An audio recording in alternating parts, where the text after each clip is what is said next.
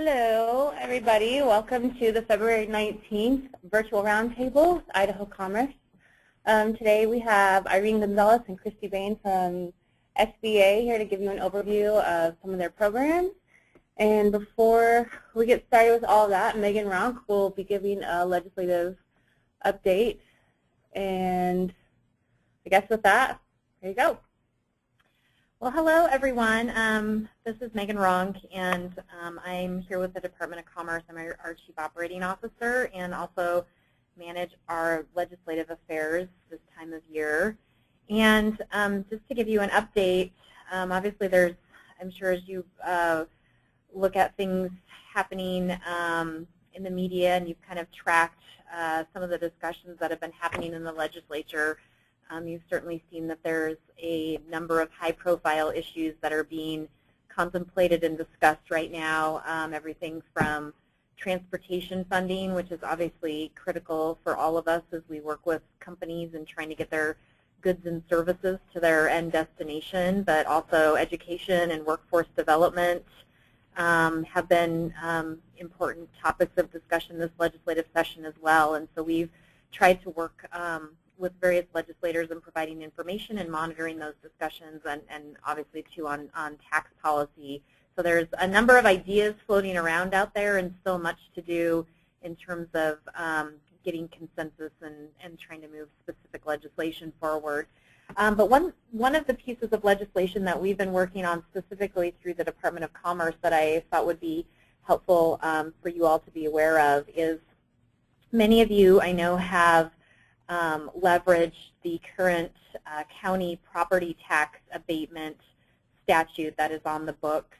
And if you've used that before in your county to support economic development projects, you know that there is currently a $3 million capital investment requirement. And that tool is really pretty limited to projects that deal with manufacturing, and so it's been a bit difficult, I know, for many of you to be able to leverage that tool for some of the projects that you've been working on. So we've been working throughout the summer and fall with the Idaho Association of Counties and the Association of Idaho Cities and making some revisions to that legislation that would hopefully make it more flexible and able to be utilized to support more projects. It would still leave the decision 100% at the discretion of the local county commissioners, but we're looking at lowering that property or the capital investment requirement from the current $3 million probably down to like $2 million for urban communities, and we're looking at $500,000 for rural counties. And then we're also proposing some changes that would broaden the applicability to any projects beyond just manufacturing. So it would, again, have more applicability for some of the various projects you may be working on. So we're hoping to introduce that legislation sometime in the next week or so, and so you may see some information about that moving forward. We've also been working on a few what I call housekeeping changes to the tax reimbursement incentive. And then we've had a couple of other pieces of legislation that we've been involved in on one that I think is of interest to those of you who may be familiar with the new markets tax credit.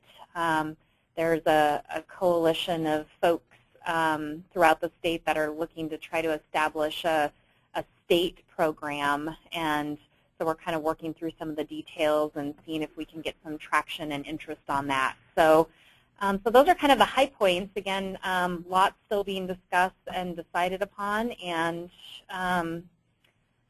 we'll just kind of see what happens over the next couple of weeks. Okay, thanks, Megan. All right, so we'll get started with Christy and Irene. And if you have any questions, please type them in, and we will get to them after their presentation. Okay. Are we ready? I'm going.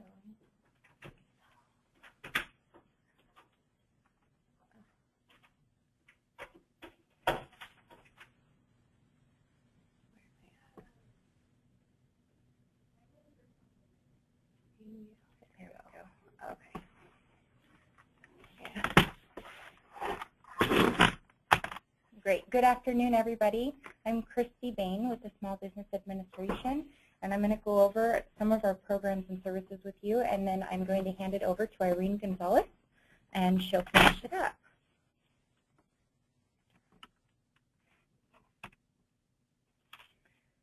So this is a look at our coverage area. As you can see, we service the southern 34 Idaho counties and also the 6 eastern Oregon counties.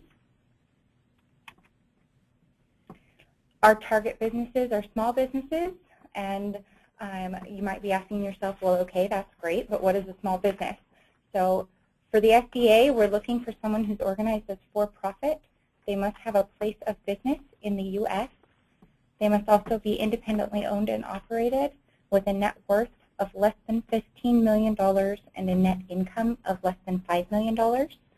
In regards to government contracting, the companies must have fewer than 100 employees unless it is a manufacturing company, at which point they can have fewer than 500 employees.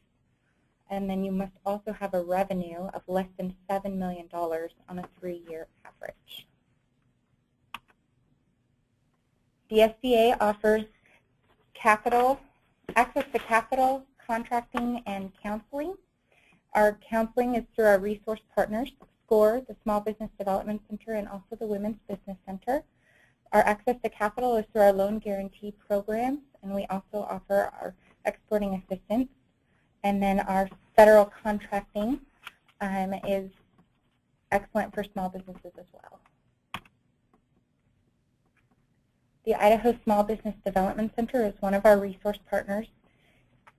They have 6 different locations throughout the state, and they are particularly interested in businesses who have been operating for more than 2 years and are showing they're preparing for growth or trying to overcome some obstacles. They're more of a sophisticated small business counselor, so the startups are not necessarily directed at the Small Business Development Center. We're looking for businesses that are really trying to strategize their growth and expecting to grow exponentially within the next 2 years. SCORE, this is an excellent group of volunteers, and they offer free small business counseling and also some workshops. It's a group of professionals who are either previous small business owners, current small business owners, or have worked for major corporations. Most of them are retired, and they will meet with people for free one-on-one counseling, and they will also provide online counseling from their homes or offices. And low-cost entrepreneurial training and workshops are also excellent. One of their workshops is called Business Fundamentals, and it provides small businesses an excellent overview of everything that goes into starting a small business.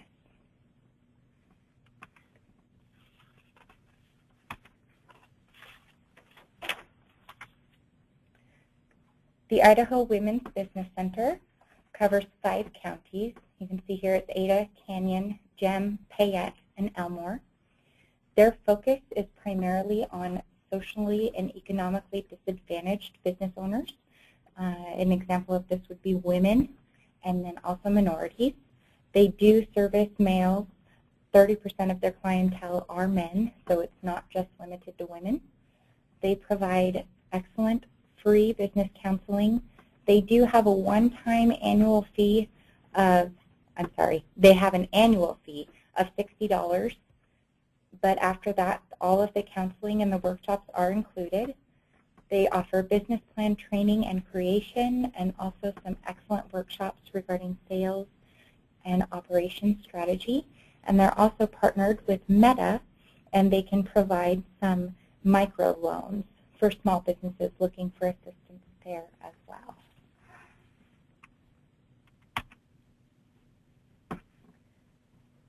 The Small Business Administration works very hard to collaborate with local economic development organizations throughout the state and then also other agencies. This is how we connect with the communities in rural areas outside of Boise. We found it very beneficial to work with the Department of Labor, local chambers, and economic development organizations. Providing business visits has been very successful in Nampa, and we are moving those out to Eagle as well as Cascade. But if there's anyone interested or if there's any opportunities outside of those areas, we would love to hear from you. We also bring workshops into the communities. This is excellent, especially when we're partnering with agencies or organizations that are located outside of the Boise area, because it helps us to get a better idea of the needs for each community. If there's not a training that we provide currently that someone might need in a different area, we can always create new workshops and bring that to the communities. We also offer our business counseling through our resource partners that we did cover earlier.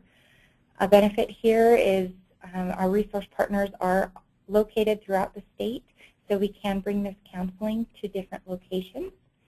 And we're always available for economic development brainstorms, because this just helps us to learn the more rural areas and build a better alliance with the organizations across the state.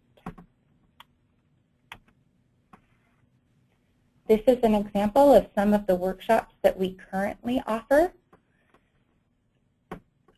Turning your creativity into profitability was a brand new one that we just put together for the Eagle Library, and we presented that on Tuesday, and it was received very well. We brought together 4 different organizations to bring all of the information to people about doing business out of your home within the city, also getting into farmers markets and learning how to market their business with a very low price tag. The Department of Labor Services is one that we've found to be very popular as well. Social media and web marketing is excellent for smaller areas that might not have as much of a role in the web marketing.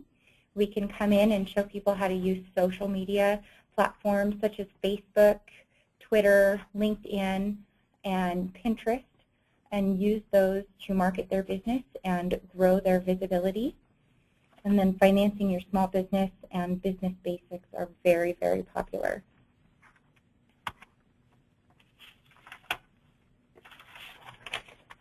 We also offer, as I mentioned before, access to capital through our loan guarantee programs.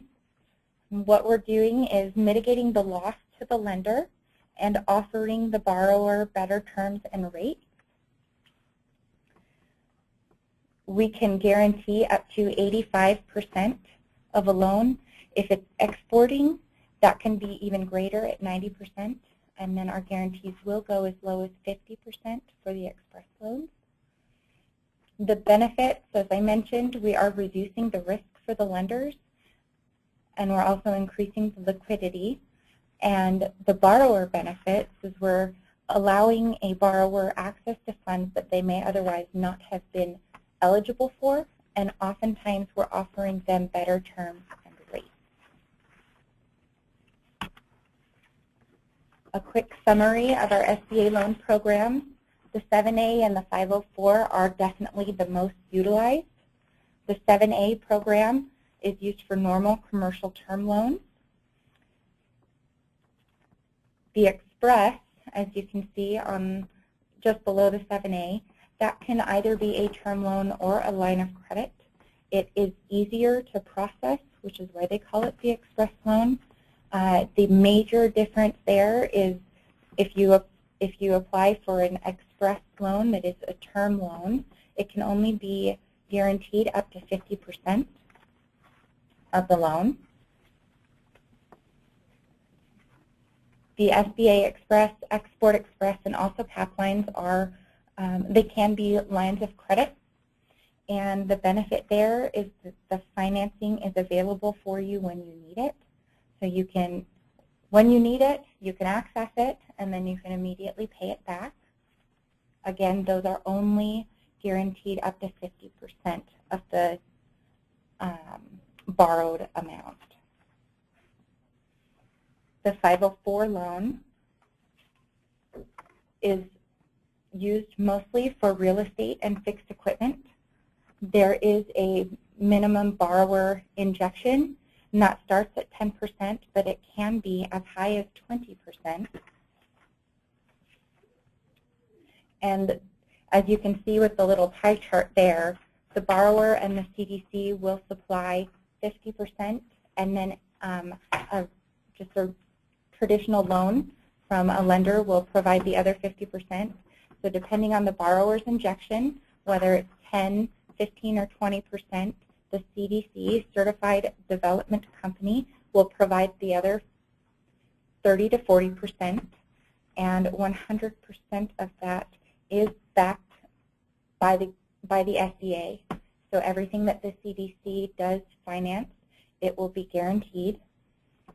As far as the 50% provided by the banks, that is not a guaranteed portion of the loan. However, the bank is placed in the first lien position, so it still does provide some benefits there to the lender. Fees and waivers for fiscal year 2015. In general, the fees are calculated on the guaranteed portion of the loan, and they're often financed into the project. The fees are generally 3% of the guaranteed amount. Currently, we're having some excellent benefit programs, so there's no fees on any 7A loans of $150,000 or less. Just to give you some perspective on the need for that size of loan, 65% of our district's loans are under $150,000, so that's a lot of small businesses that are being able to access funds without any fees attached. And the SBA also has the Veterans Advantage, which provides no upfront fees for the SBA Express loans of over $150,000 up to $350,000 for veterans. And then the upfront fee for non-express loans between over $150,000 up to $5 million is reduced by 50%. So there's still a significant savings there to the borrower. This is an outline of what the loan can be used for, so we can assist with purchasing businesses. We did cover fixtures and real estate, and then working capital is excellent. Now the working capital, I will touch on that for a moment. The cap lines that we had covered in a previous slide, this is asset-based lending, and an example of when this will be particularly useful is for local construction firms who have been awarded large federal contracts. They can, the lender can lend on accounts receivable. So as those companies bring in these large contracts, as soon as they have the contract, they can use the cap line to borrow on the contract in order to finance their project, and then they can repay it after the contract, once the project is completed. Two things we'll point out here is we cannot return equity to the owner. So you cannot borrow money to pay yourself, and then we do not allow the funds to be used to pay delinquent payroll taxes. This is an excellent slide just to show you how our loans are being used in the area and how they're being dispersed. One major issue for many startups is that it's difficult to acquire financing within the first 2 years. As you can see here, we're providing financing. 29% of our loans are going to startups, so we're definitely helping with that obstacle for many small business owners. The smallest 7A loan that we had was $5,000, so we can definitely provide funding for a very broad range of needs. just below that, you can see that we offered a loan that was just under $5 million. We are also, we like to track where what type of customers we're having. So many of our borrowers are women and veteran-owned businesses. And then a highlight that I like to focus on is the fact that 2,432 jobs were created or retained because business owners were able to utilize SBA Guaranteed Program. At this point, I'm going to turn it over to Irene Gonzales. Good afternoon. What I wanted to share with you today is a little information about federal contracting. We encourage businesses, regardless of their phase of business that they're in, from startup to existing, to explore contracting opportunities, as businesses can participate in custodial services, possibly lawn care, construction, even assisting with wildland fires. So there's lots of opportunities should you have a business feel like they're ready for that next step of growth. Not to mention the government is the largest buyer of goods and services. Everything from your pens and paper, design build, so there's lots of opportunities, even independent consultant type services as well. And coincidentally, and I like to use this as an example, they even lease sheep. Forest Service definitely does like to utilize our animals for grazing opportunities. So a couple of the programs that SBA does certify is the 8A program, the Women's Contracting Program, HUBZone, and disabled veteran is included, but I will definitely touch on some of the clarifications. We get lots of inquiries on, does SBA need to certify a small business? I'm a woman-owned business. Do I need to be certified? Minority-owned. Do I need to be certified? Things of that nature. Yes and no, depending on the clientele. But what we do encourage folks is to explore the idea. Come and visit with us, and we can help you determine what might be the best route for you to go, depending on who your client is. Definitely outline federal, state, and local, commercial, private sector to help determine the best market base for you. And that way we can go into the particulars for that. So just wanted to share a couple eligibility requirements for 3 programs. So in case you have folks who could fit these requirements, we can definitely go into more detail with them. So the Women's Contracting Program, and this one only, these next 3 areas only attain to federal contracts. So anything that is state, local government, private sector, they would not apply directly, but they could possibly indirectly, depending on if there's federal funds that are utilized.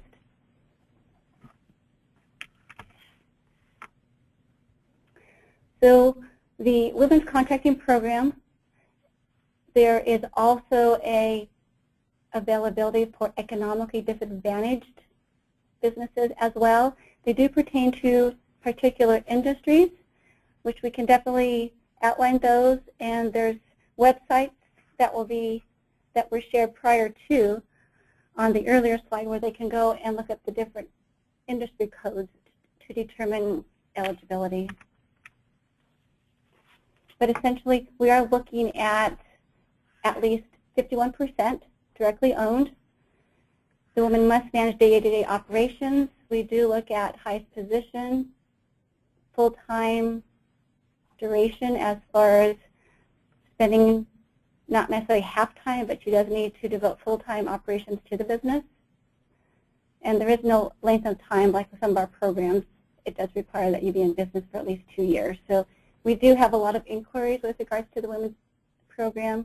So if you do have someone who might be interested, send them our way, and we can definitely provide some clarification. The 8A program, it is a program that is to assist business development. And just to encourage folks that all of these contracting programs There are no guarantee of contracts, but it is a mechanism that can assist through a lot of the federal contracts that the agencies put out as they are required to meet particular goals. So we want to ensure that businesses can fulfill that for them. So with all of our federal contracts, businesses do need to be small. So we do verify that there are several requirements to help them meet those standards. They do need to be both socially and economically disadvantaged. And for this particular program, it is strongly encouraged that the business be in business for at least 2 years. There is a possibility that they can apply if it's less than 2 years, but there's a waiver that they must provide. But personally, I do encourage businesses to at least wait the 2 years, as it definitely helps with the foundation and the structure of the business.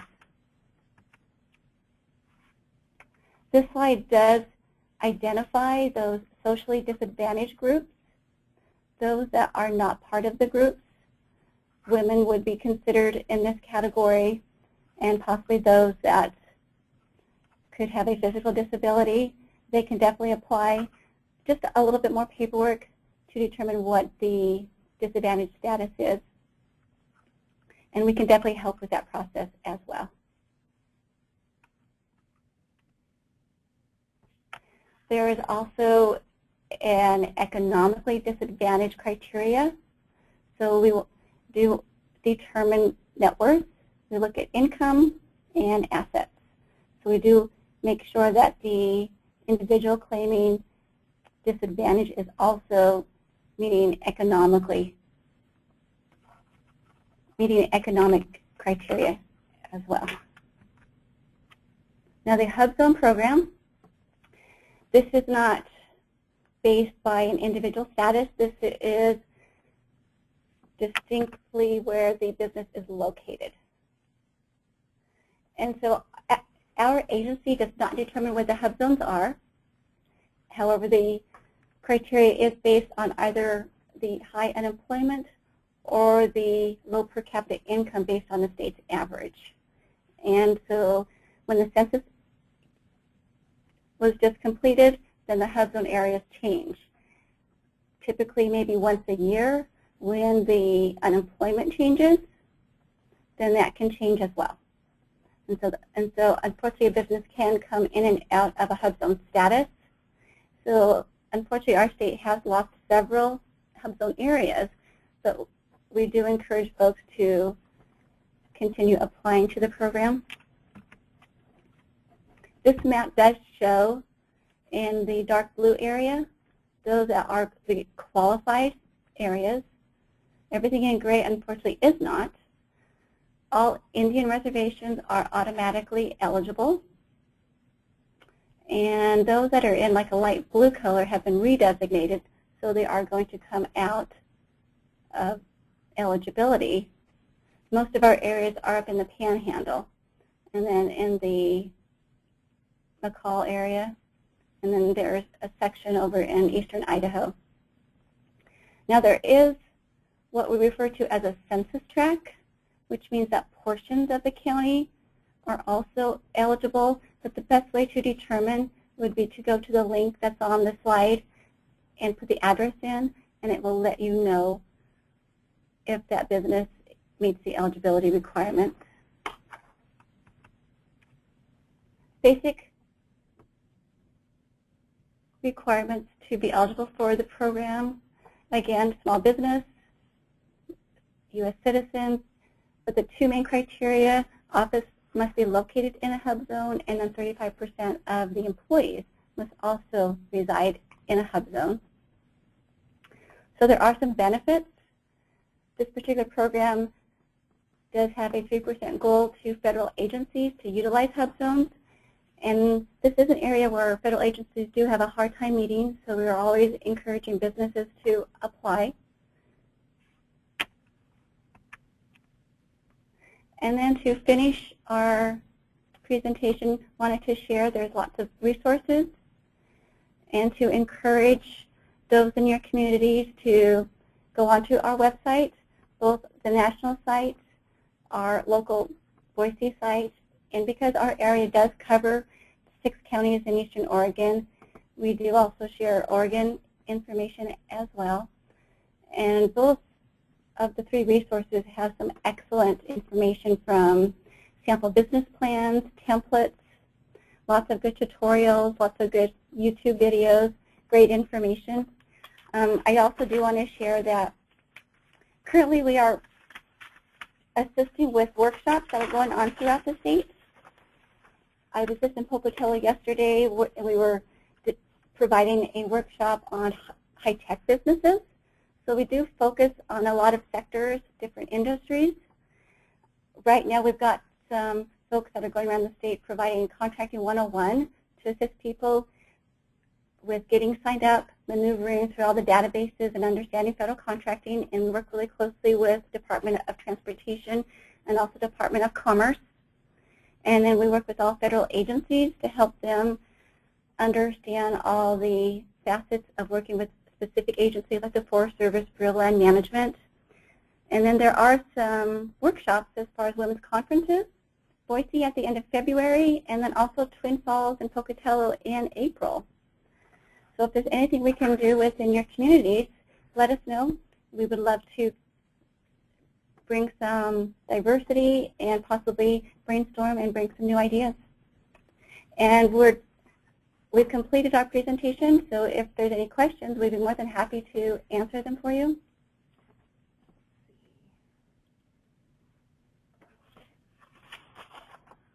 I think we've got one question so far. It looks like it's related to the legislative update. And Megan headed to a meeting, and I don't want to misinform. So if you would send an email asking, just exactly what it was that you wanted more details on, I'll make sure that we get that answered for you. So if there's no other questions, if you guys want a copy of today's, oh, we've got another one. Oh, never mind. If you guys want a copy of the slides or to access the recording, you can send me an email at amanda.ames@commerce.idaho.gov, and I'll make sure you get what you need.